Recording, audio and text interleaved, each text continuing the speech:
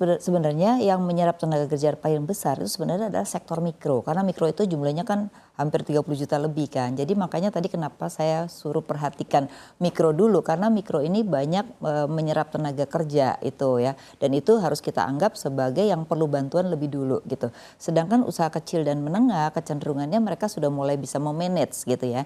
Nah mungkin untuk usaha kecil ini juga masih ada problem ya. Mungkin problem terhadap kebutuhan modal kerja, karena kan modal kerjanya pasti nambah dong dengan adanya kenaikan harga-harga ya, baik itu bahan baku maupun harga penolong. Nah makanya di sini perlu dibantu, apakah bantuannya itu adalah transportasi, apakah bantuannya adalah untuk modal kerja gitu. Nah ini nanti hubungannya adalah dengan perbankan atau dengan koperasi, karena kebanyakan mereka sekarang masih punya pinjaman, nah minjem lagi kan nggak bisa. Nah itu mungkin perlu dilepas atau dibuka salurannya untuk kemudahan gitu. Jadi memang ini tidak melulu pada BLT-nya saja, tapi juga ada lembaga pembiayaan yang terkait dengan usaha kecil gitu ya.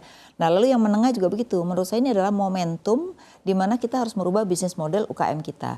Di mana UKM kita itu sekarang masih belum memberikan global value chain yang besar. Jadi untuk ekspor tuh masih sangat rendah.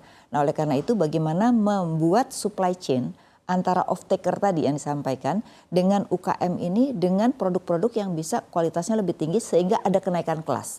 Karena UKM kita tuh nggak banyak yang naik kelas gitu. Sehingga mereka pada level segitu gitu aja. Karena memang tidak di scale up ya, khususnya adalah berkaitan dengan off taker perusahaan-perusahaan besar gitu. Nah ini juga momentum sih menurut saya supaya ada kenaikan kelas UKM gitu ya, dan bisnis modelnya harus mulai dirubah. Jadi kalau sekarang dengan bisnis model sekarang saya rasa nggak akan bisa ada apa-apa buat UKM kita gitu ya. Oke, oke baik Bu Afi nih, Pak Julius juga seperti yang dikatakan Bu Afi yang sebetulnya paling berdampak cukup tinggi begitu ya Bu Afi, di 37 juta mikro, para pelaku mikro ini yang paling terdampak. Apakah Anda juga ataupun pemerintah memiliki data yang tepat juga untuk menyasar 37 juta pelaku usaha mikro ini, atau nanti juga akhirnya permasalahannya pada data lagi yang berujung pada tidak tepat sasaran?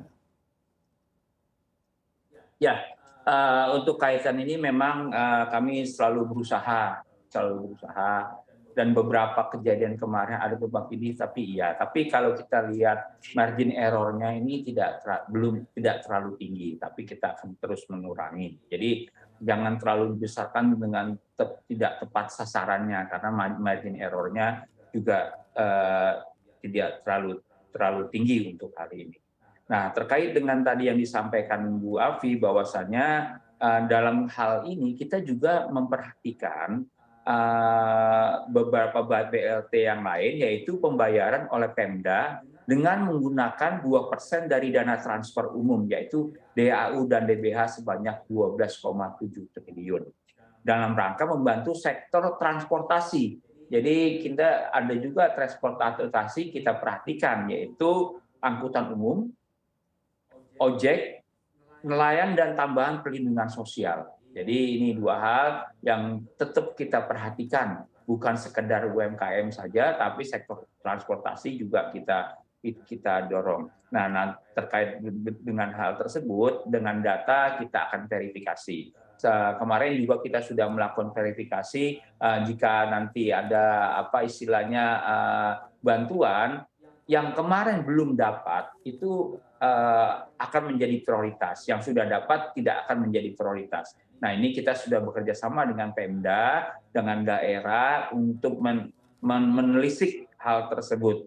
Ya mudah-mudahan ini akan menjadi lebih akurat dengan semakin pengalaman kita selama 2 tahun masa pandemi ini, yang ini menjadi pelajaran sangat berharga bagi kita, gitu Mas. Oke baik, Pak Julius, berbicara terkait perubahan bisnis model dari para pelaku UMKM ini, Anda melihatnya untuk daya saing produk-produk hasil UMKM kita, hasil produksinya dengan barang-barang impor sendiri saat ini seperti apa dan bagaimana dukungan dari pemerintah?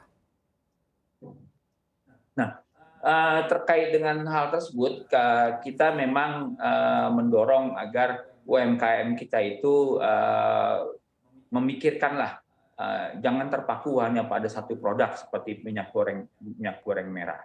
Nah, untuk itu pemerintah juga mendorong agar barang-barang subsidi impor itu kita akan dorong sendiri, karena sebanyak kita lihat banyak barang-barang subsidi impor yang sebenarnya yang sebenarnya Indonesia juga bisa mampu untuk melakukan itu. Tapi kadang-kadang kita sudah terlalu terlena karena harganya lebih murah, sehingga kita lupa dengan hal-hal tersebut. Sehingga kita akan memprioritaskan utamanya dalam kebijakan kur cluster ini, kita akan fokus pada barang-barang pertanian yang produktif yang juga menjadi pengganti barang-barang impor.